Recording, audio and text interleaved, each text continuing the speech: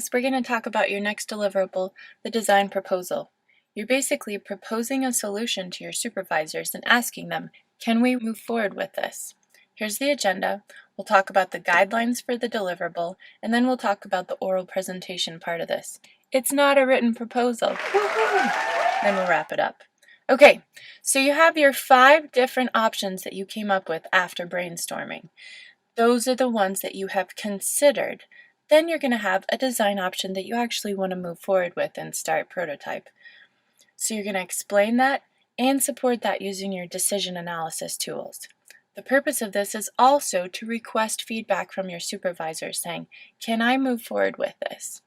So the format, it's a staff presentation, about 7 to 9 minutes in length. That means someone needs to keep track of time. About 8 slides, and you will dress business casual. We'll talk about that in a little bit. So at the beginning, this is what you're going to talk about. Briefly describing project specs, constraints, objectives. Does this sound familiar? You've done this for every deliverable thus far. In the middle, you will have your subtopics, so your design method, the evaluation process, the decision analysis tools that you use to evaluate those options, and then your proposed design that you're going to move forward with.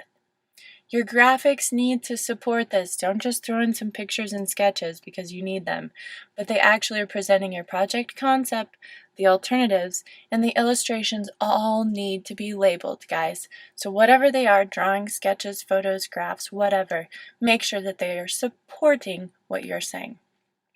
At the end, you're going to talk about the scope of work that you have left to be done and your schedule, and then summarize what you covered, and then ask for questions and request approval to proceed. So here's a suggested outline. I'll let you guys read this.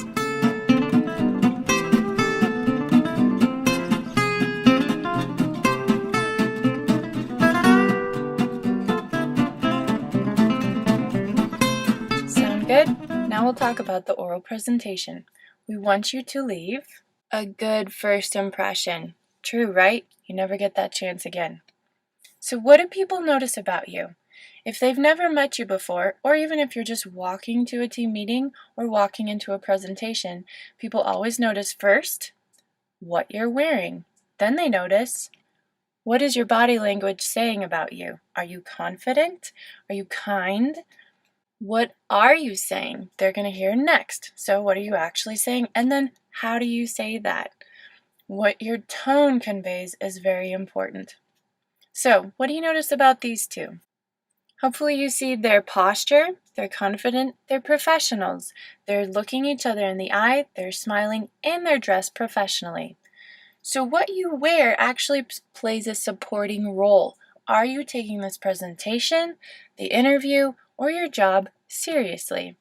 So for the purposes of this class, we're going to talk about business professional and business casual type of dress. Remember when we talked about the audiences? Right now we're talking about the design proposal. You're using business casual dress to do this deliverable. Your final design report, however, you will use business professional clothing. So take a look at this. Guys, what do you notice? Hopefully you saw the tie, the collared shirt, the pants that match the jacket, the belt that matches the shoes that are not tennis shoes. What do you think? Business professional. Nice. What about this one? Collared shirt, pants don't have to be matching any kind of suit jacket, but your shoes are also business. Okay, girls, what do you notice about this? Make sure you're comfortable in whatever shoes you wear. I've had girls eat it coming into or leaving presentations because they weren't comfortable walking in the high heels that they wore. Flats are fine.